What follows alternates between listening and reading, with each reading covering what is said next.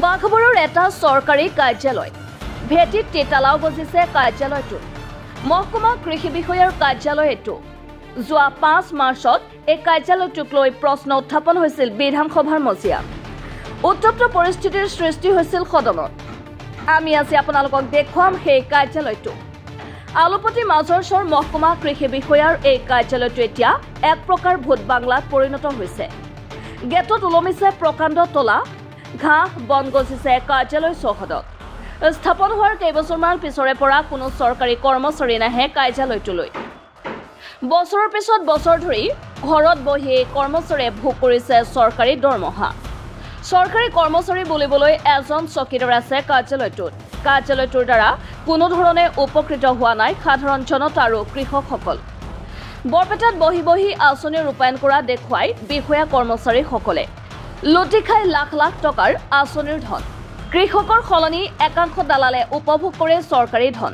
আনকি কৃষকসকলে গমেই নাপায় এইটো কিহৰ কাৰ্যালয়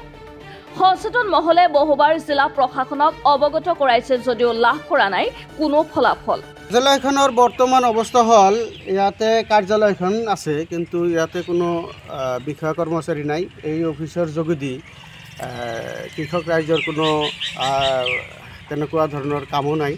কেৱল এজন থাকে চতুৰ্থ বৰ্গৰ কৰ্মচাৰী থাকে তেখেতেই অফিচখন চোৱা চিতা কৰে বাকী বিষয়া কৰ্মচাৰীসকল এইখন অফিচত নাহে অফিচখন স্থাপন হোৱাৰ পৰাই চৰাঞ্চলৰ মানুহখিনিয়ে এটা বিৰাট আশা কৰিছিল যে ইয়াতে এখন কৃষি মহকুমা পৰ্যায়ৰ অফিচ হ'লে চৰাঞ্চলৰ কৃষিজীৱী মানুহৰ বহুতখিনি উপকৃত হ'ব কিন্তু প্ৰকৃতপক্ষে দেখা গ'ল যে এই অফিচৰ যোগেদি চৰাঞ্চলৰ কৃষক ৰাইজৰ কোনো উপকাৰত নাহিল এই অফিচৰ যোগেদিয়ে কেনেকুৱা ধৰণৰ আঁচনি আহে সেইবিলাকো কৃষক ৰাইজে গম নাপায় বা ইয়াতে যদিও অফিচখিনি আছে কি হয় ইয়াতে কোনো বিষয়া কৰ্মচাৰী নাহে ফলত এই ইয়াতে যে এটা কৃষি মহকুমা পৰ্যায়ৰ অফিচ আছে মানুহে ইয়াৰ প্ৰয়োজনীয়তাও বোধ নকৰে ইয়াৰ কৃষক ৰাইজে আমাৰ ইয়াতে থকা বীজ ভাণ্ডাৰৰ দোকানবিলাকক সাৰথি কৰি লৈ তেওঁলোকৰ পৰাই দিহা পৰামৰ্শ লৈ ইয়াতে কৃষি কাৰ্যখিনি কৰে আৰু চৰাঞ্চলৰ কৃষক ৰাইজৰ উৎপাদিত সামগ্ৰীয়ে গোটেই অসমত অভাৱ পূৰণ কৰিবলৈ সক্ষম হৈছে অফিচখন স্থাপন হোৱাৰ কিছুদিন ভালে চলিছিল কিন্তু প্ৰায় 15-20 বছৰমান হ'ল আজি অফিচখনত নিয়মিতভাৱে কৰ্মচাৰী নাহে চৰাঞ্চলৰ মানুহে বিভিন্ন ধৰণৰ আবেদন নিবেদন কৰাৰ সত্ত্বেও বিভাগীয় কৰ্তৃপক্ষই ইয়াৰ কোনো পদক্ষেপ গ্ৰহণ নকৰিলে চৰাঞ্চলৰ মানুহে মন্ত্ৰী বা ডিচি কৃষি বিষয়া এখেতসকলক বহুত আবেদন নিবেদন কৰিছিল কিন্তু প্ৰকৃতপক্ষে সেই আবেদন নিবেদনখিনি কোনো কামত নাহিল পুনৰ কাৰ্যালয়টো কাৰ্যক্ষম কৰিবলৈ মুখ্যমন্ত্ৰীক আহ্বান জনাইছে স্থানীয় লোকে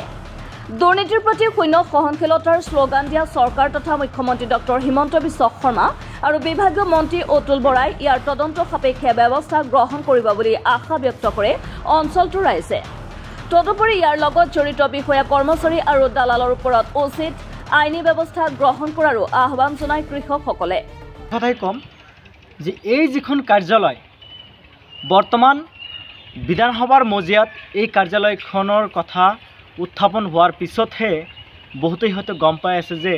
চৰাঞ্চলত এই কৃষি বিষয়ৰ কাৰ্যালয় আছে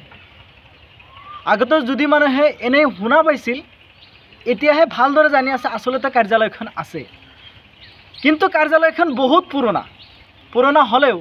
ইয়াত যিসকল কৰ্মচাৰীক নিয়োগ কৰা হৈছে এই কৰ্মচাৰীসকলে ইয়াত ডিউটি নকৰে ইয়াত নাহে কেৱল চতুৰ্থ বৰ্গৰ কৰ্মচাৰী এজনে ইয়াত চোৱা চিতা কৰি আছে আৰু চোৱা চিতা কৰিলেও ইমান ভালদৰে চোৱা চিতা কৰা নাই আপোনালোকে পৰিৱেশখন চাই হয়তো গম পাইছে যে কেনেকুৱা ধৰণৰ ভূত বাংলাত পৰিণত হৈ আছে বহুত দিন আগত আৰু বেছি আছিল মানে লেতেৰাময় অৱস্থা বহুত বেয়া আছিল ঘাঁহ বন বেছি হৈছিল এতিয়া তথাপিও অলপ চাফা কৰিছে এতিয়া কথা হ'ল যিসকল কৰ্মচাৰী এই অনুষ্ঠানত নিয়োজিত হৈ চৰকাৰী দৰমহা ভোগ কৰি আছে সেইসকল কৰ্মচাৰীক মানে বিদায় দিব লাগে। এইটো ডিপাৰ্টমেণ্টত তেওঁলোকক ৰাখিব নালাগে। আমি জানো যে অসমৰ মুখ্যমন্ত্ৰী ডাঙৰীয়া বহুত বিভাগ এনেকুৱা ধৰণে বহুত বিভাগ পৰি আছিল, যিবিলাক বিভাগ এতিয়া টনকিয়াল হৈছে, ঠিক ঠাক হৈ গৈছে। গতিকে এই বিভাগটোৰ ওপৰতো কঠোৰ পদক্ষেপ ল'ব লাগে। আৰু বিশেষকৈ আলপতি মাজৰচৰ বজাৰস্থিত এই যিখন কৃষি বিষয়াৰ কাৰ্যালয়, এই কাৰ্যালয়ত কোন কোন জড়িত হৈ আছে, কোন কোন বিষয়াই ইয়াত অৱহেলা কৰি আছে, সেইসকল বিষয়াক অতি শীঘ্ৰে চিনাক্ত কৰি তেওঁলোকৰ ওপৰত কঠোৰ ব্যৱস্থা গ্ৰহণ কৰি মুখ্যমন্ত্ৰী ডাঙৰীয়াই আমাৰ চৰাঞ্চলৰ কৃষকসকলৰ প্ৰতি মানে হৃদয় ভাৱ দেখাব বুলি আমি আশা কৰিছোঁ। আৰু ভাবিছোঁ যে কৃষিমন্ত্ৰী ডাঙৰীয়াও এই বিষয়ে অতি সোনকালে